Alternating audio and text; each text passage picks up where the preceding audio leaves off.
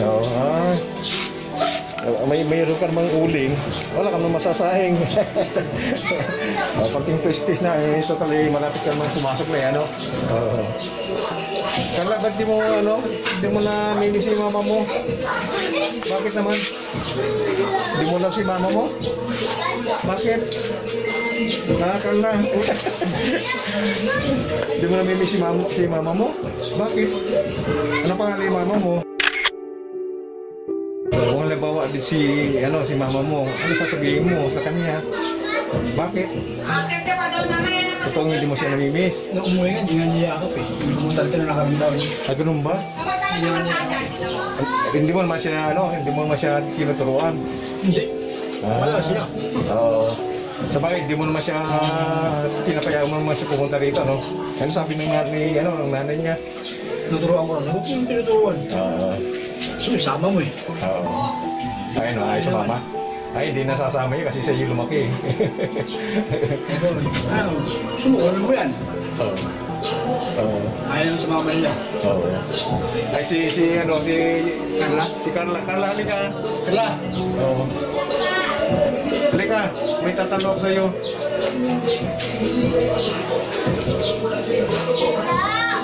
Ano, ikaw, namimiss mo si mama mo? Bakit? Bahay sa akin. Ay, bakit naman pa namimiss ang bahay? Pinapalo ako lang. Hindi, natural naman yan. Baka naman hindi ka sumusunod. Lagi ako sumusunod nun. Tapos Lahat sunod. ng gawain ako kilos. Ganun ba? Ilan? Hindi pa ako pinapakain. Ha? Ganun ba? Bakit naman hindi pinapakain na nagtatrabaho naman si papa mo? Kapatid ko lang ang favorite. Si Carla.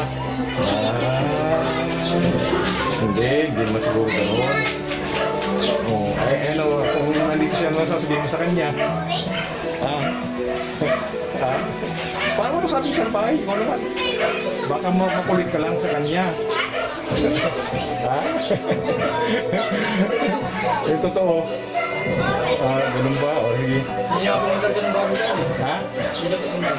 Hindi na pumunta? Akala ko pumunta siya. Ay, nakaraan. Noong 2019. Yung ngayon na. Ito yung sa first. Paano? Hindi naman siya niyayakap ng mga bata eh. Oo. Hindi na siya pinansin ng naman eh. Pero hindi mo naman tinuruan. Kailangan sa susunod mag-aaral ka, ha? Mahirap ang buhay. Masaya kung tapos eh. Oo. Malapit ng ganito. Pagdalaga. Oo. Huwag mo naman kasawa. Trabaho ako. Oo. Hindi pa hanggat na rin. Aral. Oo. Ilang beses lagi pinapalo ni mama mo? Pinahalo pa kaya dito. Yung mulas tambo. Yung mulas dito. Ay, ano kasalanan? Wala po, hindi ko lang hindi lang ako naglaba. Ay, ikaw pa sa galaba? Grabe, ano? Ay, siya, ano ginagawa niya? Nagsusugal. Ay, nagsusugal. Sino mo sa dalawa? Sinong kamukha niya? Yun. Yung Kaya pala nagsiselos kay Carla, no? Sige. Paano pakilagay na dito? Kain muna kayo. Hindi mo kayo kumain, ha? Kain muna kayo. Sige, ha? Sige. Sa susunod ulit. Bukas ulit, ha? Sige. Sige. Ayaw. Dito.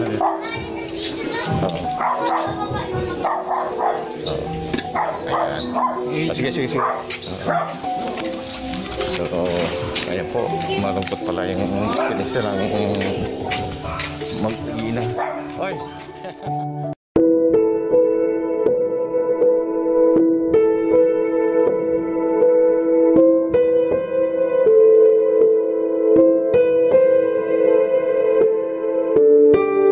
Good morning po. Ngayon po ay March 31, year 2021. Araw ng Miyerkules. Actually, Miyerkules Santo na ngayon. At 11:25 na ng umaga. Nakita ko na po ang chat message sa akin ni Tita Jolly, asawa ni Tito Leo, ang aming Family and Life Ministry Couple Power Lakas Mag-asawa.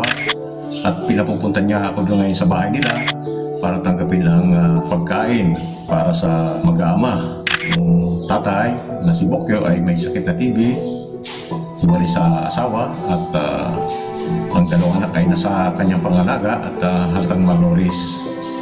So maraming salamat po sa inyo Tito Leo at Tita Jolly dahil sa pamamagitan ng video ay naintindihan mo ang layunin ng ating feeding program para sa kapuspalad na kababayan.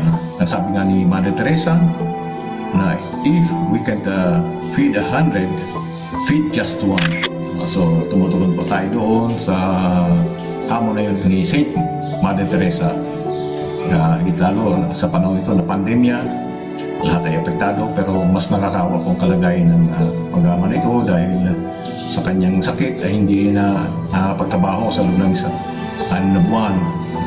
Noong unang 3 buwan ay nakakain pa sila dahil siyempre may naipong pang gastos ang tatay para sa dalawang anak. Kaya lang dahil nga hindi siya nakapagtrabaho sa loob ng 6 na buwan, hanggang ngayon ay ito po, hirap na sila sa makakain. Mabuti lang napag-alaman namin na ang kanilang sitwasyon, kaya sa tulong ng ating Family and Life Ministry, Couple Power Lakas Mag-asawa, kahit 1 meal lang sa isang araw, total marami naman tayo na magtutulong-tulungan. Malaking bagay na po ito sa pamilya nito. So nasusunod na video ay nasa harapan ako ng bahay ni Tita Jolly at Tito Leo, ang couple power na ito. Maraming salamat muli. Ngayon po, bilang paghahanda dahil sa panahon natin na napakadelikado dahil karakasan ng ating pandemya, siyempre may susot akong ito po, face mask, ito po.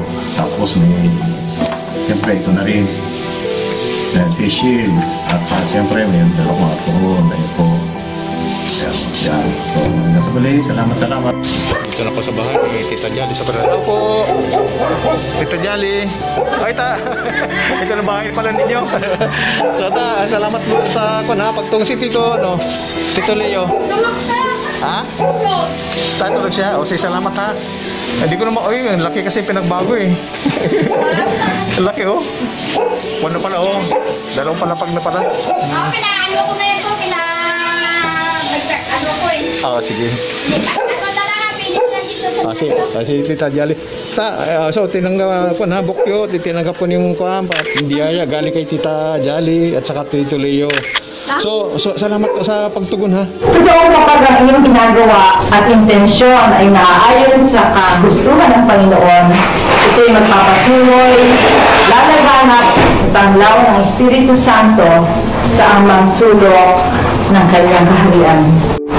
Talagang kapag humingi ka nga sa Panginoon na para sa ikabubuti ng iba, ibibigay ko sa iyo at higit pa sa iyong hihilingin. Ang panglago ng Family Life Ministry ay hindi lamang tugon ng Diyos sa atin, kundi mismo'y kayamanang siksik, liglig at umaapaw. Kaya salamat sa inyong bukas loob na pagsupport.